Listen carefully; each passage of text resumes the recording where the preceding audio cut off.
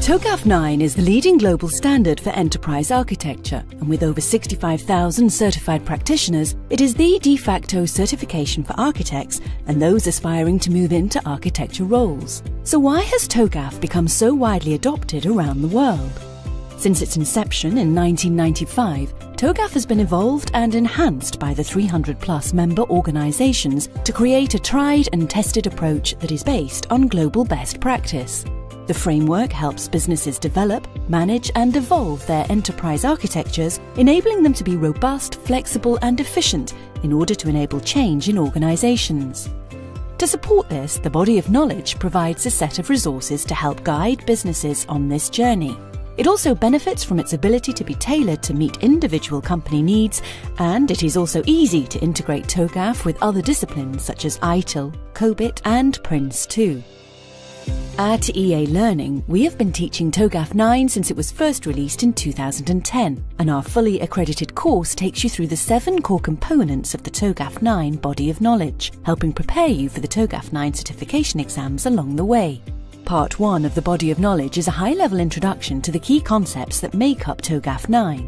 Part 2 is the Architecture Development Method, or ADM, and is the focal point of Togaf 9. Providing practitioners with a methodology for developing, managing and updating your enterprise architecture. During the course, we go through each phase of the ADM, looking at the objectives, steps, inputs and outputs at each stage of the cycle.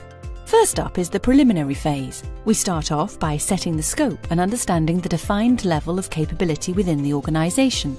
The primary output of this phase is a request for architecture work. We then move to the architecture vision. Here we firm up the deliverables from the request for architecture work into a statement of architecture work. We also define the current and future vision to show the business value being delivered, and we engage with stakeholders to ensure their buy-in is secured. Phases B, C and D are all about defining the baseline and target architectures for Togaf's 4 key domains: business, data, applications and technology. Once we have these defined, we can conduct a gap analysis across each domain. When we arrive at Phase E, this is when we start to look at how our future state will be realised. The primary output is the roadmap that shows us how we will get to our target state architecture. By the time we get to Phase F, we are finalising the transition to our target state in alignment with the roadmap we produced in Phase E.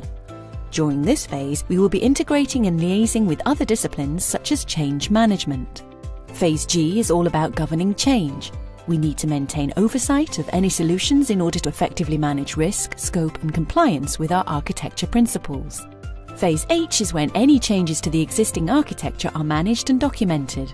If another cycle or iteration of the ADM is going to occur, this is when we consider how this will be undertaken. The requirements management phase is an ongoing, ever-present phase. We use it to ensure we are constantly managing change in the business effectively, and that any changes to things such as business strategy, the vision of the organisation, etc., are considered and our architecture efforts are updated accordingly if necessary.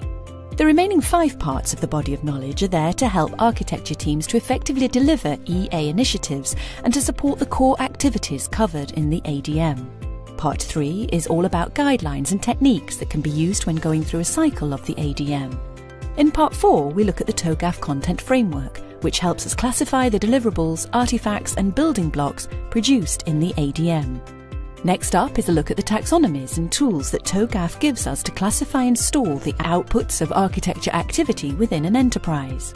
Part 6 provides practitioners with a set of architectural reference models which help provide a foundation upon which specific architectures and solutions can be built. Finally, in Part 7, we look at the Architecture Capability Framework.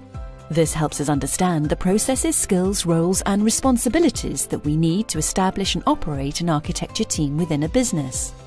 Over the course of 4 days, we take you through all of these subject areas, ensuring you are fully prepared for the certification exams in order to achieve your Togaf 9 certified status. We only use experienced architecture practitioners as instructors on our courses, so you'll be learning off someone with a wealth of insights from the real world who can help contextualize the theory into practical scenarios that you may come across when you are back in the office. To find out more about our Togaf 9 training options and how you can get yourself equipped with this globally recognised certification, visit www.ealearning.com or contact one of our client advisors today.